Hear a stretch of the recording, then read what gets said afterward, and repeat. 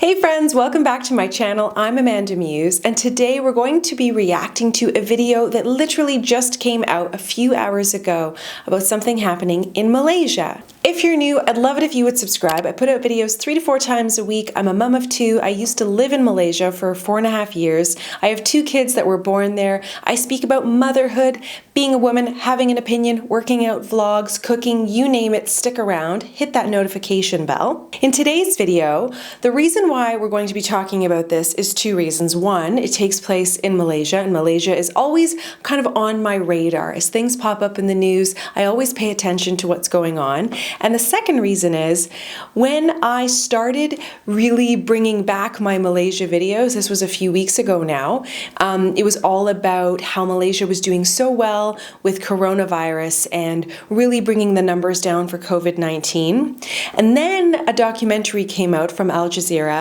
that showcased a very dark side of Malaysia.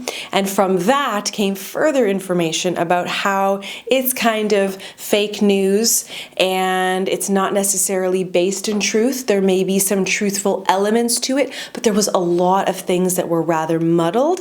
And in today's video, it's just a short news excerpt about said documentary and how the Malaysian police have actually invaded the offices of Al Jazeera in Kuala Lumpur, and just a little bit of information about it. So I thought we could watch it together. I watched the beginning and was like, wait, let's film a video. So this is not what I had planned today, but I hope you enjoy it. I feel that I should preface this video by saying I am by no means a news channel. This is simply a human person operating a human channel, having human interests about the world and sharing said human experience. And so please, if I say things that are wrong, feel free to correct me in the comments. I'm just consuming this video like you would be as well. Unless, of course, you're like a reporter or work for the Malaysian government, then you're looking at it with different lenses. That being said, let's watch this video.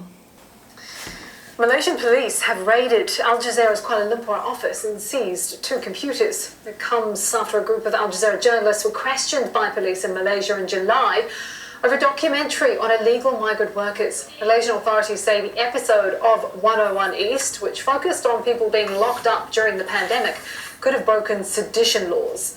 I'll just pause. As I was watching this, I went and looked up sedition and what does that mean? I checked the actual, dictionary definition, and then I ended up on a Wikipedia page that talks about the Sedition Act of 1948 in Malaysia, and I'll just read just a short excerpt from it because it's not a term that I'm familiar with, to be perfectly honest. Essentially speech, and it's criminalizing an element of speech that would bring into hatred or contempt to excite disaffection against the government and feelings of ill will and hostility between races. And, it goes into more about what this is about, and essentially that video highlighted what they are calling migrant workers and illegal migrant workers. And if you're curious, I didn't react to the initial video because it was a lot of information, but I did react to the 15 mistakes that were discovered within that documentary. So you can click up in the eye, wherever that is, and watch that video to learn more about it. That's the angle that Malaysia is taking, that this particular documentary is igniting said type of hatred speech that could really be problematic between races, which it was. So there's that. Rejects those allegations. Well, Giles Trendle is the managing director of Al Jazeera English. In a statement, he said, Al Jazeera calls upon the Malaysian authorities to cease this criminal investigation into our journalists. Conducting a raid on our office and seizing computers is a troubling escalation in the authorities' crackdown on media freedom. It shows the lengths they're prepared to take to try and intimidate journalists. Al Jazeera stands by our journalists and we stand by our reporting.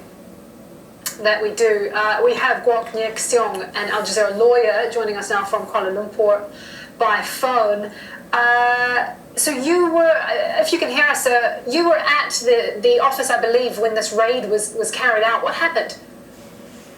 Okay, there was actually a raid conducted by the team of officers from the police authority this morning, conducted at around 11 plus in the morning, Malaysian time. And I was there to oversee whether the raid was actually carried out in an orderly manner, and there were 2 CPUs that were actually seized by the police. Initially, they wanted to seize the CPUs belonging to 4 journalists, 2 journalists and 2 video editors. So, but they managed to only retrieve 2 CPUs from the video editors this morning. Okay, what do you make of this this escalation? I mean, the initial charges were about the documentary, which anyone can view, and anyone who can view it can see the journalism is solid. I just want to point out one thing, because you're trying to watch this with a critical eye and look at it from all angles, as we try to, especially when it is government types of things and freedom of speech.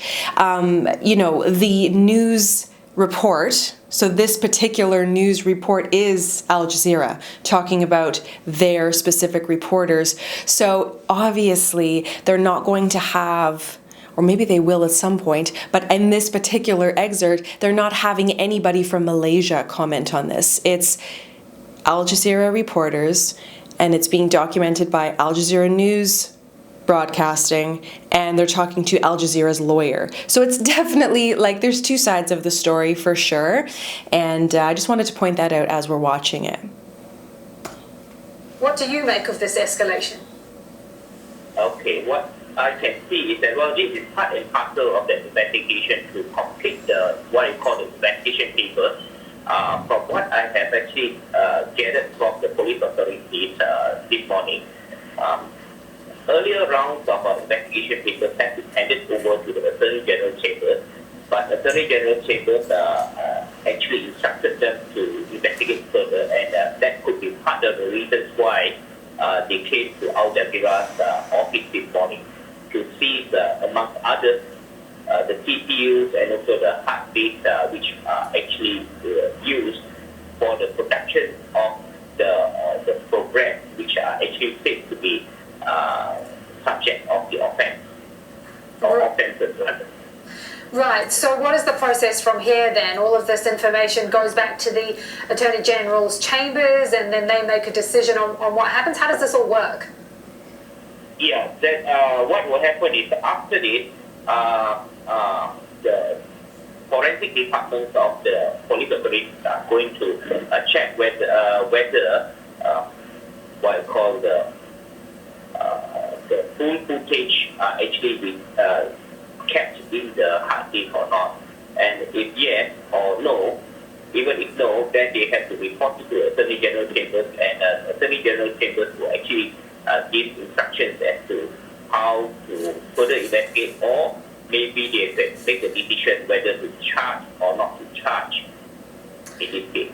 Okay, certainly is a troubling escalation. Thank you for your time, Guak Nyek Seong there, an Al Jazeera lawyer joining us live on the phone from Kuala Lumpur. Wild.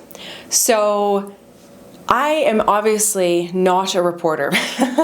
Nope, not at all. One thing that's kind of awesome is the comments are turned on for this video. Golf clap.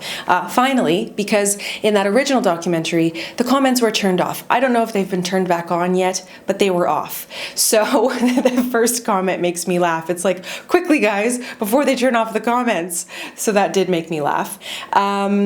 Here's the thing, and it's a valid concern. It's like, if there are things that are not accurate or aren't entirely based in truth that are in that documentary, how do we hold people accountable for that?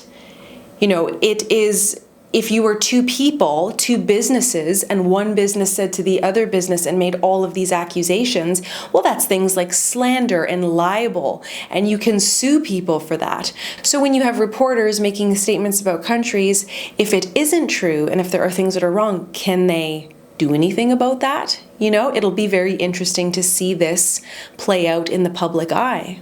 And of course, it is a fine line. It's a dance between freedom of speech and then what they're deeming sedition. At what point are you held accountable for what you say? I'm pretty sure it's the whole time. There's comments like, no one is above the law. So if you have done or said things that are wrong, you may be held accountable and will be held accountable. There's a comment here which is pretty valid, and it's like we need to hold media accountable and report responsibility. So if you aren't, and your reporting is destabilizing society with bad information, you need to be held accountable for that. So it's very interesting to see how seriously the Malaysian government is taking this. And I'll be very curious to see what the outcome is. I mean, for one, just from my own little part of the internet where I speak with folks from Malaysia and people from Malaysia, and how patriotic and how seriously this has impacted you and how you feel about your country, and how this is, you know, kind of ruffled feathers in a pretty significant way. And it's interesting to see people be held accountable, because I have seen in other parts of the world news and media stations report very bad, false information and not exactly be held accountable, if not actually be supported by their leadership. So it's a very interesting thing for me to witness, seeing potentially false information. You know, we pointed out 15 mistakes in the documentary itself. And so there are definitely some mistakes, and then being held accountable for it.